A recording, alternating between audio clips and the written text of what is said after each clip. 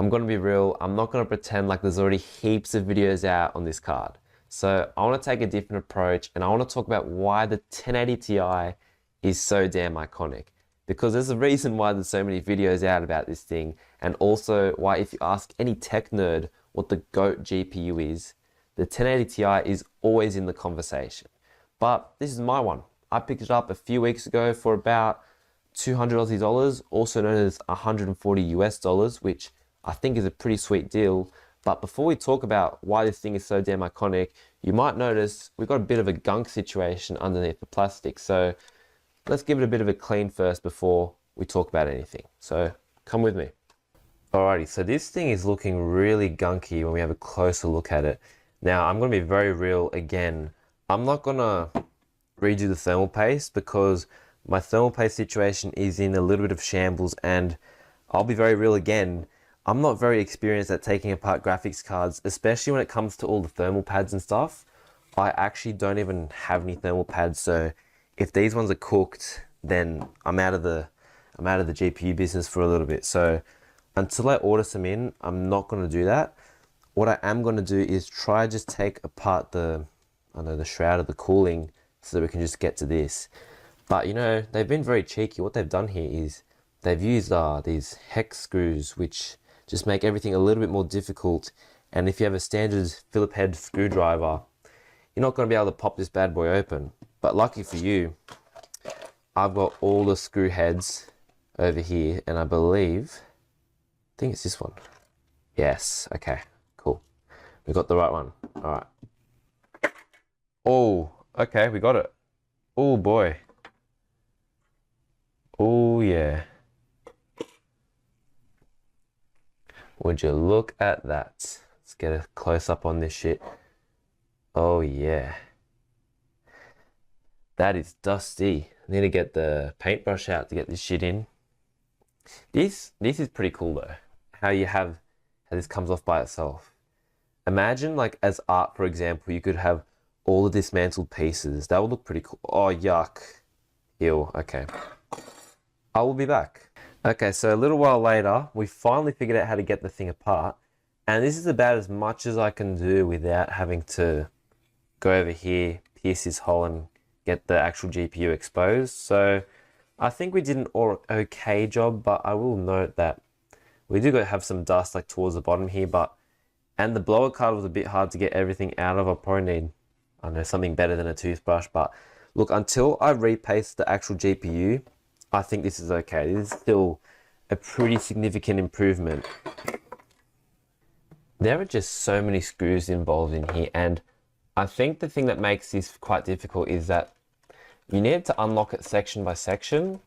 Like initially you needed to just undo all the screws off the outside, and then you could only free this piece before you could get that out to unscrew these to put the black piece back on. So it's a little bit complicated like that. I'm lucky I sort of organized my screws so that I sort of know what's happening, but okay, that is nice and clean and locked in together. So I believe we can just slide him down on under, and then screw in these two, and yes, screw in these four, sorry, and then some along the side, and we're good to go.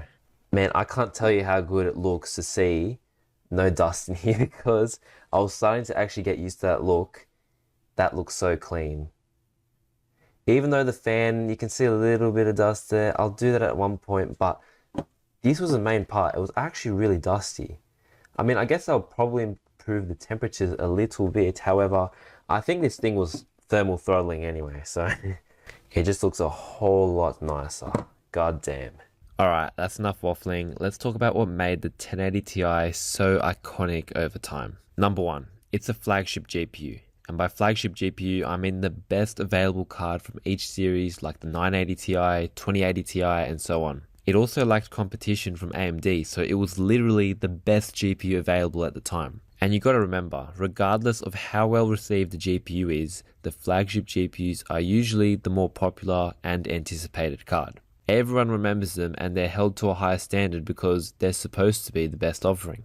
Number two, it has 11 gigabytes of VRAM. Now, I don't know a crazy lot about VRAM, but I do know that the more you have, the better. I learned that one from experience when I got the 3GB GTX 1060, then a few months later, I ended up getting the 6GB variant and the difference was crazy. And also, 11GB of VRAM is a pretty decent amount. You gotta remember, this thing came out in 2017. I had a look at the previous generation 980 Ti and that thing only had 6GB. And you don't have to be a tech nerd to know that almost doubling something is generally gonna lead to some pretty good performance improvements. Yeah, you could already tell from the spec sheet that we were in the presence of something cooking. Number 3, the looks. Like, come on, you gotta agree with me here. This is a pretty damn nice looking GPU. And yes, I know that the Founders Edition cards looked really similar to each other, like the 780 Ti and the 980 Ti. But with the 1080 Ti, I really liked how Nvidia did all the sharp cuts and just made it look more badass. I remember leaving this thing in my room, just sitting on my desk, and my dad walked in and he was like, "What is that?" And I also remember I made a TikTok on it and I showed my friends and they were like, "That thing looks like a jet engine." Looks pretty damn good, doesn't it? Number 4, nostalgia. Now I dabble on this a little bit in my peak 2017 gaming PC where I use this GPU. Go watch that video by the way. But I think nostalgia is a very big factor as to why this GPU is so iconic. Especially in recent times, everyone got butt fucked by prices and shortages, and sometimes it's always nice to take a moment to think of nicer, simpler times when the 1080 Ti was running the show. And of course, everyone is always going to have that positive association because of the feeling they had when they first got the 1080 Ti brand new and that thing did whatever you threw at it. And another reason why this thing was so good was that when the 20 series came out with all the ray tracing, there wasn't actually that much support for ray tracing at the time, so users just stuck to the 1080 Ti for longer.